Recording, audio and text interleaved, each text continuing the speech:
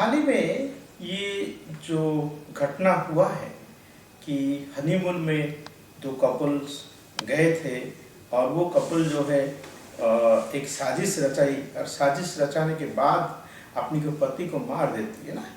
इस पूरी समस्या को एक समाजशास्त्र दृष्टिकोण से देखा जा सकता है। मूलतः इसके पीछे जो लॉजिक है या इसके पीछे जो तर्क है वो ये है कि कैसे आज बाजारवाद या पैसा की जो महत्व है वो आपसी संबंध को कितने क्रूरता की तरफ ले जाता है, इसको समझने की आवश्यकता है। कहने का आशय यह है कि पैसा, संपत्ति का लोभ और संपत्ति हड़पने का साजिश, ये सभी ये जो प्रघटना है, ये जो मर्डर की जो व्यवस्था उन्होंने रचाई, इसको पहले तो इस बाजारवाद से, पूंजीवाद से और मार्केट से जोड़ के देखने की आवश्यकता है।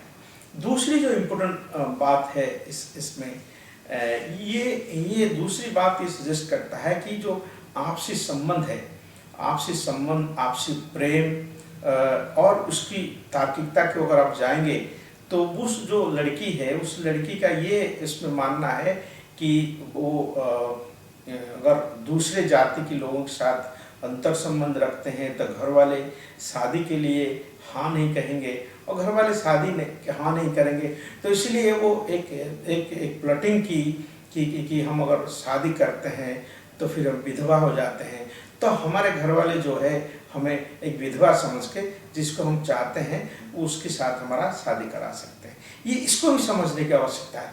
कुल मिलाकर समाज किस दिशा की तरफ जा रहा है?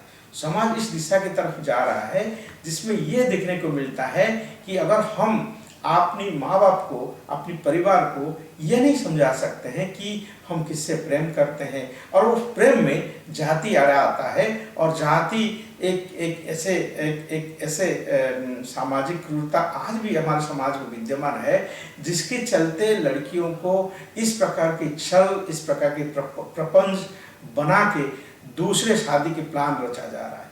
तो इसको, इस जाति की जो क्रूरता है उस जाति की क्रूरता के संदर्भ में भी देखना आवश्यक है।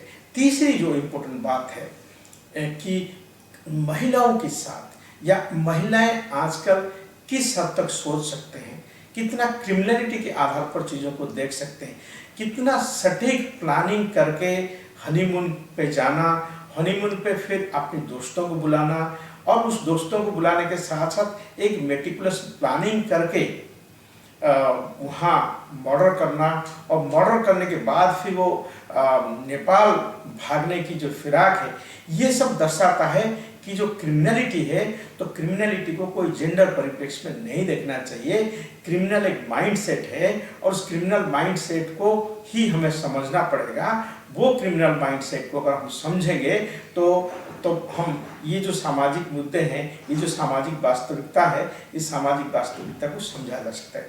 कुल मिलाकर इसमें ये चर्चा हम करना चाहते हैं कि जो महिलाओं में ये जो क्रिमिनलिटी की भाव है, ये इसको आप, जैसे मैंने कहा कि इसको किसी प्रकार की जो महिला और पुरुष की जो भेद है या जिसको हम लिंग भेद कहते हैं, ये जेंडर डायमेंशन में देखने की आवश्यकता नहीं है।